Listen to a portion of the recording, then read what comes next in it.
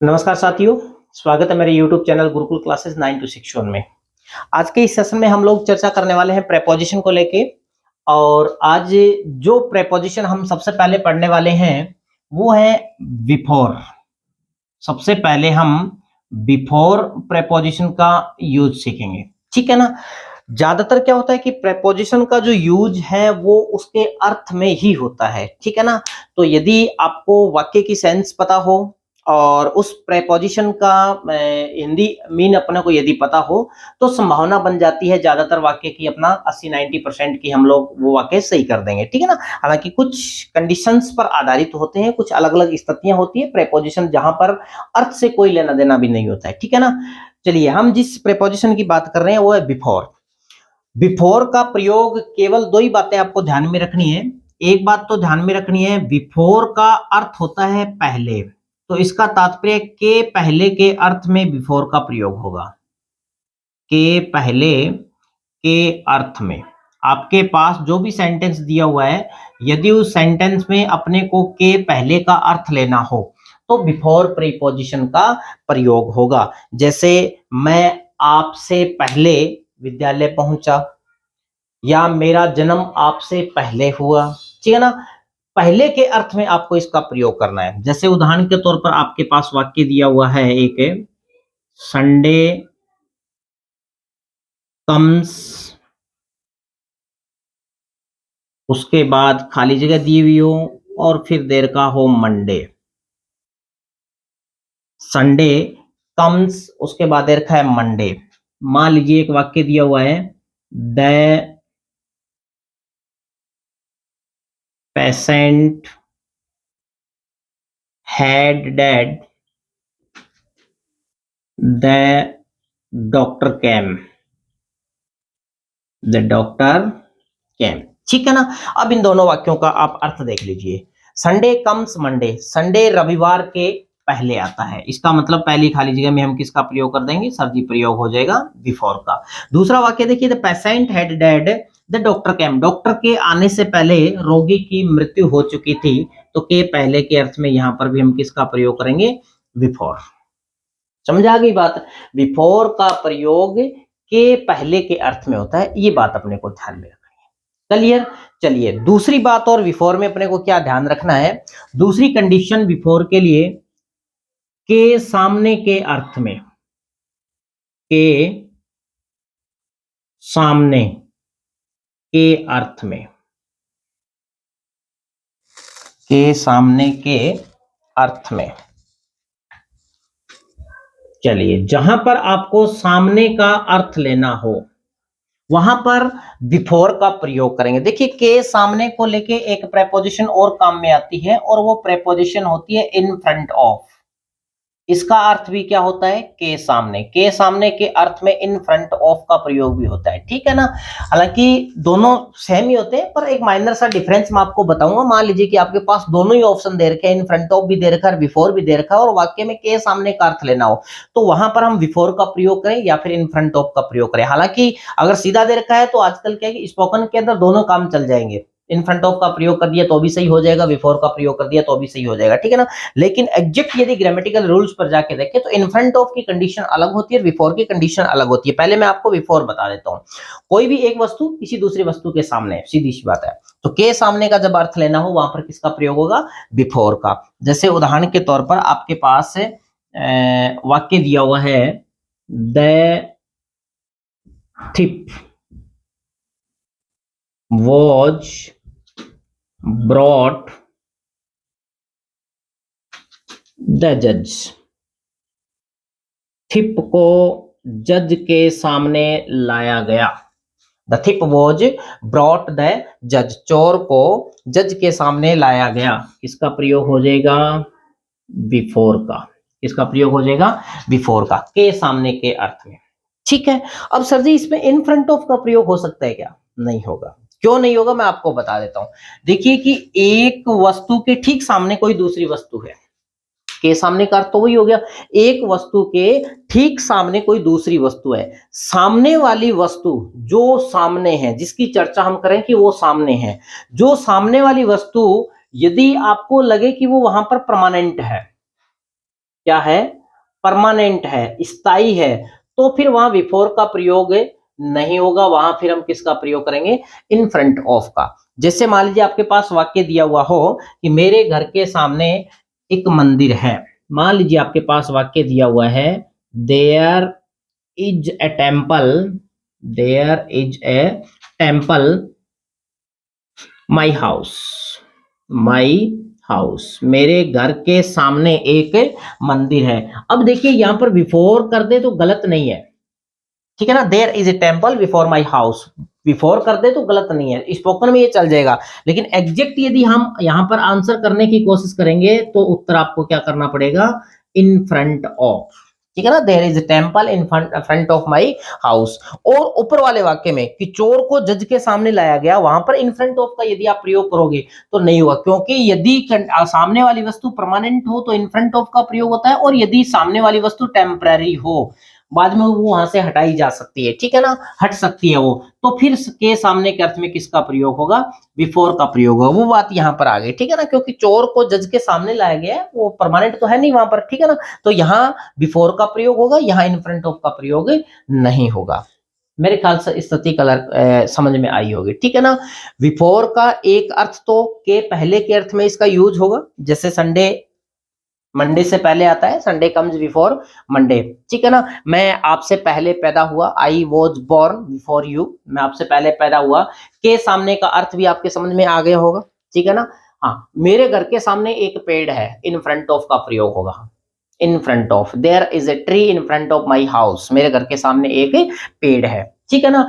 राम मेरे सामने खड़ा है, Ram is standing before me, Ram is standing before me, देख लो ये वाक्य हो जाएगा, Ram is standing before me, यहां पर किसका प्रयोग होगा, बिफोर का, राम मेरे सामने खड़ा है, ठीक है ना, सामने जो खड़ा है वो परमानेंट नहीं है, यदि वो परमानेंट होता तो फिर किसका प्रयोग करते, इन फ्रंट ऑफ का। क्लियर हो जाएगा बिफोर। चलिए ये तो हो गया आपका बिफोर। अब मैं आपको सीधा यहीं पर ही बता देता हूं कि बिफोर का ऑपोजिट जो होता है, अभी आपने केवल बिफोर ही नहीं पढ़ा है, एक इन फ्रंट ऑफ भी पढ़ लिया है, इसका भी के सामने के अर्थ में ही प्रयोग होता है, और जब सामने वाली वस्तु परमानेंट हो तो इन फ्रंट ऑफ का प्रयोग हो जाता है, ठीक है ना। चलिए बिफोर का जो ऑपोजिट होता है, अपोजिट होता है, वो क्या होता है, वो होता है सर जी आफ्टर। बिफोर का ऑपोजिट क्या होता है, आफ्टर, ठीक है ना। तो आफ्टर प्रेपोजिशन का प्रयोग कब होगा, के बाद में के अर्थ में, के बाद में के अर्थ में, बिफोर के पहले के अर्थ में था और ये के बाद में के अर्थ में है, ठीक है ना। तो जो संडे वाला मैंने एग्जांपल दिया था उसको आप उल्टा कर दीजिए, मंडे कम्स द संडे, माफ कीजिए खाली जगह उसके बाद संडे, ठीक है ना, मंडे कम्स संडे, मंडे जो है वो संडे के बाद में आता है, इसका तात्पर्य यहां पर हम किसका प्रयोग कर देंगे, आफ्टर का। समझा आ गई बात, यहाँ किसका प्रयोग हो जाएगा, आफ्टर का। अब मान लीजिए आपके पास वाक्य दिया हुआ है, माय मदर एट फूड, खाली जगह, माय फादर हैड कम, मेरे पिता के आने के बाद मेरी मां ने खाना खाया, तो के बाद का अपने को अर्थ लेना है तो किसका प्रयोग हो जाएगा, यहाँ पर आफ्टर का प्रयोग हो जाएगा, ठीक है ना। के बाद का यदि अर्थ लेना हो तो आफ्टर का प्रयोग, मतलब जस्ट बिफोर का अपोजिट अपने को ध्यान में रखना है। दूसरी कंडीशन जो आफ्टर में अपने को ध्यान में रखनी है वो क्या होगी, दूसरी कंडीशन होगी यदि के पीछे का अर्थ लेना हो, उसमें तो था के सामने का अर्थ, बिफोर में क्या था, के सामने, और यहां पर के पीछे का अर्थ यदि अपने को लेना हो तो चलिए के पीछे, और के पीछे से तात्पर्य यहां पर अनुसरण करना है, किसी का पीछा करना है, मैं लिख देता हूं यहां पर, अनुसरण करना, किसी का पीछा करना, या कोई व्यक्ति किसी दूसरे व्यक्ति को पकड़ने के उद्देश्य से पीछे है, पकड़ने के उद्देश्य से यदि पीछे हैं तो किसका प्रयोग होगा, आफ्टर का। इतनी बात मैंने आपको क्यों बताई है, एक तो हो गया के पीछे के अर्थ में बात हो गई, ठीक है ना। फिर मैंने बताया कि पीछा करना, अनुसरण करना, या कोई व्यक्ति किसी दूसरे व्यक्ति को पकड़ने के उद्देश्य से किसी के पीछे हो, तो वहां पर के पीछे के अर्थ में किसका प्रयोग होगा, आफ्टर का। जैसे मान लीजिए आपके पास एग्जाम्पल के तौर पर कोई वाक्य दिया हुआ है, द पुलिस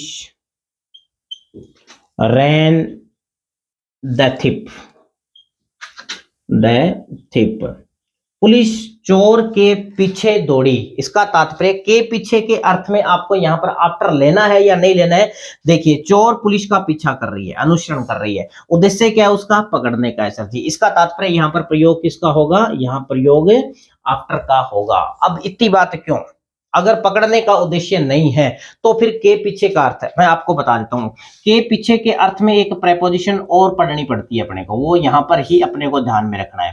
के पीछे के अर्थ में यदि आपने पढ़ा है तो बिहाइंड जो प्रेपोजिशन है उसका प्रयोग के पीछे के अर्थ में होता है। लेकिन अब इस के पीछे के अर्थ में और उस के पीछे के अर्थ में डिफरेंस है। यहां पर पीछे का मतलब अनुसरण करना, पकड़ने का उद्देश्य, ठीक है, तब तो आफ्टर का प्रयोग। और यदि हाइड का उद्देश्य हो, छिपने का उद्देश्य हो, छिपने या छिपाने का उद्देश्य हो, तो फिर वहां पर किसका प्रयोग होगा, बिहाइंड का प्रयोग। जैसे मान लीजिए एक वाक्य दिया हुआ मिल जाए आपको, गीता हिड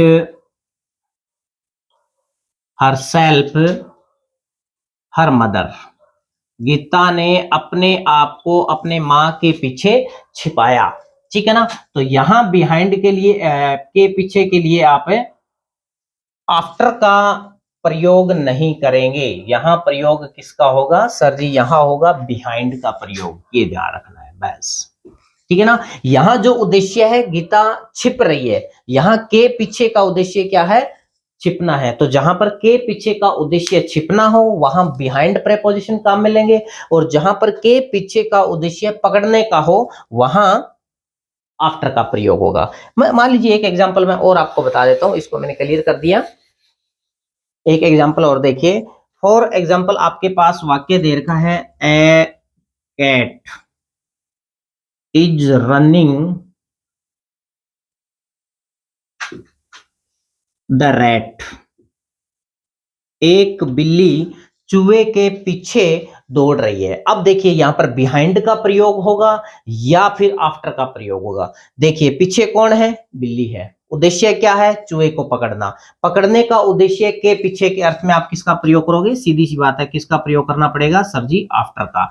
अब इस वाक्य को मैंने इस तरह से लिख दिया, द रैट हिड इटसेल्फ, खाली जगह द कर्टेन, चूहे ने अपने आप को पर्दे के पीछे छिपाया। The rat hid itself the curtain, चूहे ने अपने आप को पर्दे के पीछे छिपाया। तो अब पीछे कौन है, चूहा है, उद्देश्य क्या है, छिपना है। तो यहां पर फिर किसका प्रयोग हो जाएगा गुरुजी, हो जाएगा बिहाइंड का प्रयोग, ठीक है। ये बहुत ही आसान है। देखिए बिफोर और आफ्टर ये दोनों एक दूसरे के अपोजिट है। बिफोर का प्रयोग के पहले के अर्थ में, आफ्टर का प्रयोग के बाद में के अर्थ।